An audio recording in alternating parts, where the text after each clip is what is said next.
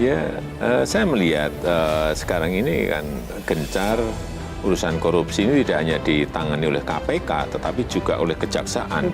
Dan di kejaksaan masalah-masalah besar seperti korupsi Asabri, korupsi Jiwasraya yang menyangkut uang 17 triliun, 23 triliun, semuanya diungkap. Dan yang terakhir malah ada urusan hutan yang menyangkut korupsi berapa? 72 triliun yang akan diungkap. Ini kan juga sebuah kasus yang lama yang tidak diungkap, dan saya mengapresiasi keberanian Kejaksaan Agung membuka masalah ini. Dan kita melihat juga indeks persepsi korupsi naik dari 37 ke 38, saya kira baik, dan kita harapkan yang dikejar bukan hanya koruptornya saja, tetapi sistemnya juga diperbaiki. Pemberantasan korupsi terus menjadi prioritas utama. Untuk itu, Polri, Kejaksaan, dan KPK terus bergerak. Korupsi besar di Jiwasraya, Asabri, dan Garuda berhasil dibongkar dan pembenahan total telah dimulai. Penyelamatan aset negara yang tertunda seperti kasus BLBI terus dikejar dan sudah menunjukkan hasil. Skor persepsi korupsi dari Transparansi Internasional naik dari 37 menjadi 38 di tahun 2021. Indeks perilaku anti korupsi dari BPS juga meningkat dari 3,88 ke 3,93 di tahun 2022. Dan saya lihat akhir-akhir ini misalnya di Kejaksaan menunjukkan taringnya untuk menyelesaikan kasus-kasus yang besar, kasus-kasus korupsi yang besar yang menyangkut angka 17 triliun, 23 triliun, 70 triliun, semuanya di proses.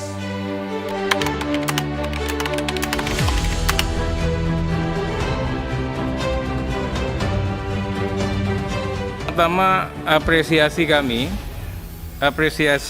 kepada jajaran Kejaksaan Agung, apresiasi Pak Jaksa Agung. Suatu kebanggaan bagi kami Komisi 3 mendengar secara official, Pak, secara resmi Pak Presiden Jokowi dalam suatu forum yang amat sakral, Pak, sekali setiap 5 tahun. Dan ini pun baru diucapkan mungkin 77 tahun Indonesia Merdeka, yang khusus adresatnya pujian kepada Kejaksaan Agung itu baru tahun ini, Pak. Selama 77 tahun, Pak. Tentunya ini dapat dipertanggungjawabkan, terukur, dan berdasar. Yang pertama, tentu saya dan kami semua itu memberikan apresiasi dan mendorong agar kinerja kejaksaan dalam upaya untuk memberantas tindak pidana korupsi itu semakin baik, Pak. Dan itu kemudian dibuktikan oleh Jaksa Agung dengan mengusut kasus-kasus besar. Dan kemudian itu juga mendapat apresiasi dari publik. Kita benar-benar terpesona, Pak, dengan kinerja Kejaksaan Agung, ya. Beberapa bulan terakhir, Pak. Terakhir kemarin waktu sidang tahunan 16 Agustus, saya kebetulan hanya beberapa meter di depan Pak Jokowi, disebutlah 3 perkara besar, ya. Dan itu semuanya karya Kejaksaan Agung. Tentu kami menyampaikan apresiasi. Apapun yang harus kita apresiasi dengan hasil kinerja yang sudah dilakukan oleh Jaksa Agung, saya kira kita harus objektif. Maka kita perlu apresiasi itu. Yang menarik adalah terakhir kasus kemarin yang pengungkapan 78 triliun, ini luar biasa. Ketika publik sedang bertanya, ini tersangkanya kemana? Ternyata kemudian dijawab oleh Jaksa Agung. Pada tanggal 18 kemarin kemudian ditangkap.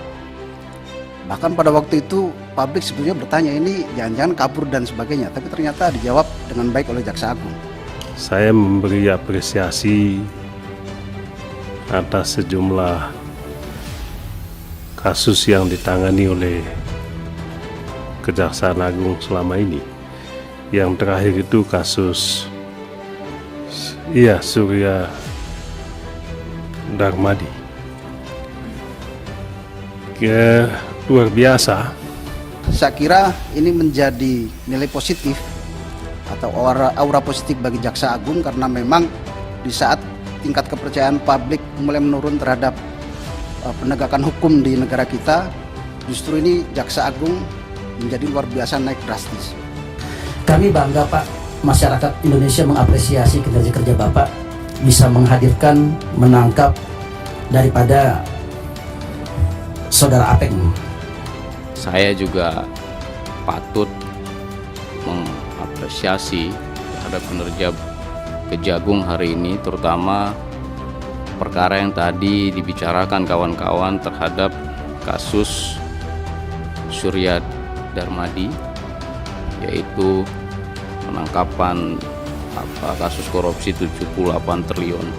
Ini tren yang luar biasa dari Pak Jaksa Agung dan jajarannya. Tren kejaksaan ini terus meningkat. Dari 3 lembaga penegak hukum yang kita tanya, tingkat trust di mata publik, Kejaksaan Agung sekarang menempati peringkat paling tinggi. Ya. Ada 10 plus 53,4% warga yang mengatakan Kejaksaan Agung sangat dipercaya atau cukup dipercaya oleh warga. Nah, ini satu lompatan karena sebelumnya Kejaksaan Agung paling bawah. Sekarang Kejaksaan Agung meningkat.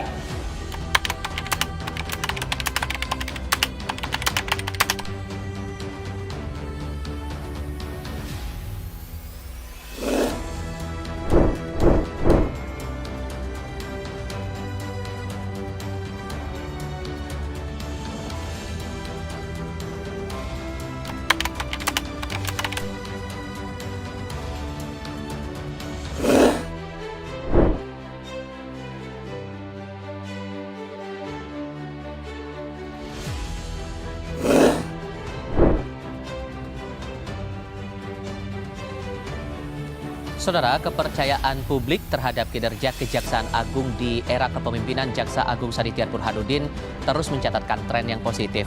Tingkat kepercayaan publik selalu mengalami peningkatan setiap tahun. Kinerja yang dilakukan oleh Kejaksaan Agung selama ini selalu mendapatkan tanggapan yang positif, baik dari pemerintah maupun masyarakat.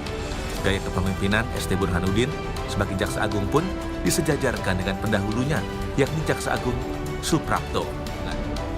Pakar Hukum Pidana Universitas Al-Azhar Indonesia, Profesor Suparji Ahmad menilai, Jaksa Agung saat ini ST Burhanuddin mampu menjalankan tugasnya dengan baik sebagai Jaksa Agung yang modern, profesional, dan humanis.